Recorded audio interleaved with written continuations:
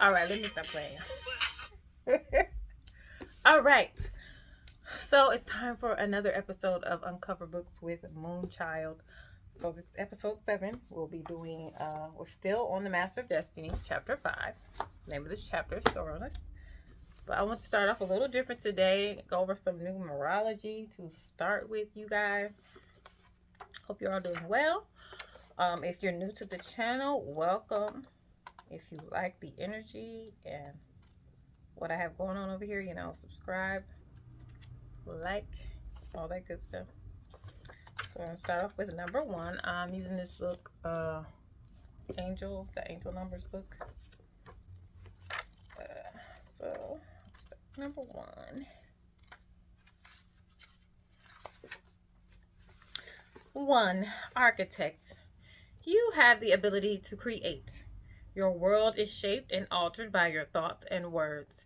Right now, you are creating, and the powerful forces of the universe are working with you.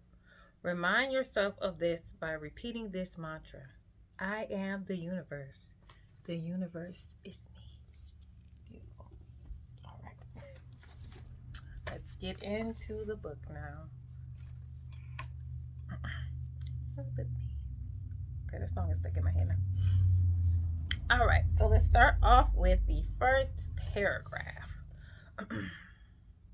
Thoroughness consists in doing little things as though they were the greatest things in the world.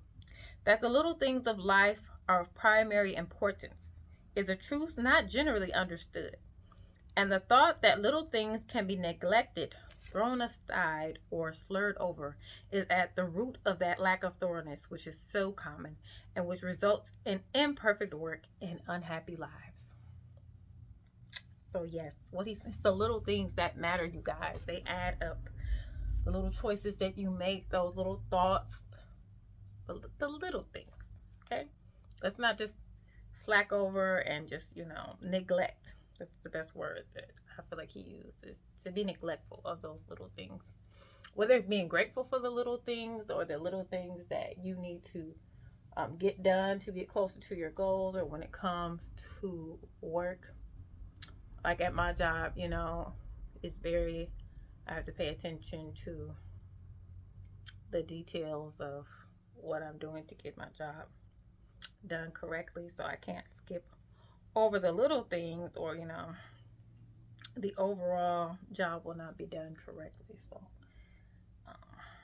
I definitely understand that. And I'm learning to appreciate the little things in my life. It makes a difference. It really does. So let's get to the next paragraph. But I really like the end of that paragraph, how he talks about how it results in imperfect work and even unhappy lives. Yeah. So next paragraph. Every employer of labor knows how comparatively rare this quality is. How difficult it is to find men and women who will put thought and energy into their work and do it completely and satisfactorily. Bad workmanship abounds. Skill and excellence are acquired by few. Thoughtlessness, carelessness, and laziness are such common vices that it should cease to appear strange that, in spite of social reform, the ranks of the unemployed should continue to swell. For those who scamp their work today will, another day in the hour of deep necessity, look and ask for work in vain. All right, had to take a little phone call. So back to where was I? Oh yes, talking about employers knowing how rare it is to have someone who puts, real thought and energy into their work, who's thorough, who's going to make sure everything is done correctly, and actually care about their work. I've noticed that in all of my jobs, there's definitely a difference between the people who are just there for the check or whatever and don't really care about how their work's done and just trying to get through the day, versus people who actually care about the quality of their work. And I'm one of those people. Okay. Well, now anyway, when I was younger, I was on the other side of this. So I'm just kind of get through the day, get my check, and go have fun or whatever. But now as I'm older, I feel like that's a reflection on me as a person, how my work is done, and I just want things to be done the right way and represent myself well. Okay. Um, and even alluding to why there's a lot of unemployment and how these people have a hard time finding a job because of their carelessness and laziness. Okay. The next paragraph. Whatever your future work may be, put your whole mind upon it and do it thoroughly. You need then have no fear as to your welfare. For there are so many who are careless and negligent that the services of the thorough man are always in demand. So, this is for, people who tend to be on that lazier side or negligent. You need to pay attention and see, why this person who is more thorough is always going to be in demand. And if you want to have those same opportunities, you need to be more thorough in your work.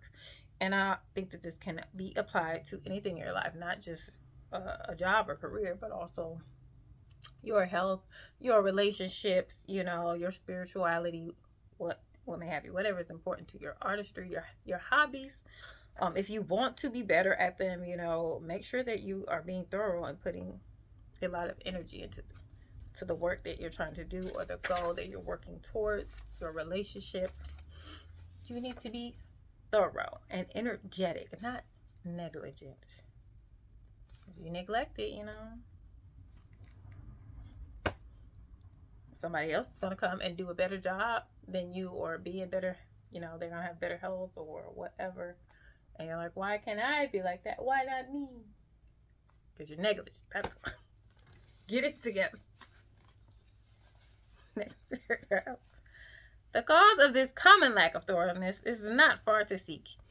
It lies in that thirst for pleasure, which not only creates a distaste for steady labor, but renders one incapable of doing the best work and of properly fulfilling one's duty. A short time ago, a case came under my observation, one of many such, of a poor woman who was given at her earnest appeal a responsible and lucrative position. She had been at her post only a few days when she began to talk of the pleasure trips she was going to have. Now she had come to that place. She was discharged at the end of a month for negligence and incompetence. So he gives an example here of a woman who, was struggling, and she got the opportunity to have a really good position that paid well, lots of responsibilities. But instead of focusing on her responsibilities, she was distracted by the things that she was going to do with her money now and all of these things, and talking throughout the day, which made her negligent to the responsibilities that she had, and she ended up losing that opportunity. So sad. So pleasure has its own place and time, but its consideration should not be allowed to enter the mind during those hours which should be devoted to duty.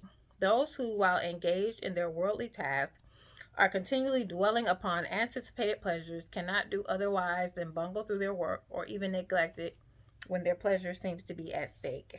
I feel like I do this in my workouts, which I was talking about yesterday, that I need to really view exercising differently and not look at it as something that, that's a drag that I just want to get over with. Or now I can treat myself to that, snack that I want or whatever because I worked out, because that's only going to take away from my goals, from the thoroughness, okay, if you will. So yes, pleasure has its time and place. So when you are focused on doing something that may not be fun, or that is responsible, or takes hard work, focus your energy on that. Save the pleasure and the thoughts about that for another time. Put your mind and energy completely into that thing that you're trying to do. So, like he said, as those little things add up, whether it's the little choices you make as far as working out consistently, eating healthy consistently, and doing your job right consistently, saving that money, even if it's just a little bit, it will start to add up the little things over time. First, you're saying, let me buy this outfit right now. Talk about myself. Even though I have financial goals, it's the little things. Pleasure can wait. He who lacks thoroughness in his worldly duties will also lack the same quality in spiritual things. He will not improve his character, will be weak and half-hearted in his religion, and will not accomplish any good and useful end. The man who keeps one eye on worldly pleasure and the other on religion, and who thinks he can have the advantage of both conditions, will not be thorough either in his pleasure seeking or his religion, but will make a sorry business of both. It is better to be a whole-souled worldling than a half-hearted religionist. Better to give the entire mind to a lower thing than half of it to a higher. So he's basically saying, don't be double-minded, you know. Do what you're going to do with all your energy. Put your all into it. Don't be half-assed. That's what my grandma would say. But yeah. Put your whole ass into. Okay, I'm done. I'm done with that. Next. It is preferable to be thorough, even if it be in a bad or selfish direction, rather than inefficient and squeamish in good directions. For thoroughness leads more rapidly to the development of character and the acquisition of wisdom. It accelerates progress and unfoldment. And while it leads the bad to something better, it spurs the good to higher and ever higher heights of usefulness and power. So just really repeating the same thing he said in the previous chapter, putting your whole energy to anything that you are doing, whether it be good or bad, and not to be inefficient, basically.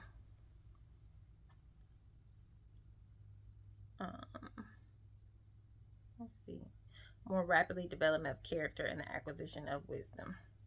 So, yeah, just basically saying that thoroughness is going to get you to your end goal a lot faster than being, sloppy and halfway doing things. And it's just going to make, you more youthful, more powerful in the end. So, yeah.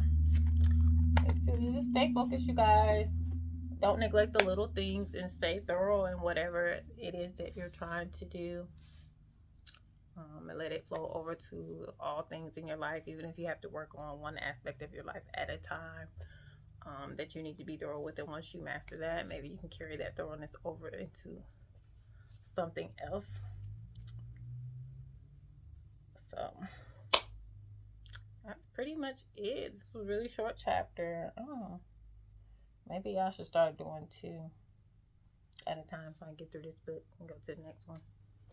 So I think the next video I'll do 2 chapters like I used to do. But I have other stuff I need to do. I want to go for a little walk and eat something. All I had was coffee today. So you guys have a blessed one. Hope you enjoyed it and stay thorough and put your all into everything that you do. You are the universe and the universe is you. Have a blessed day.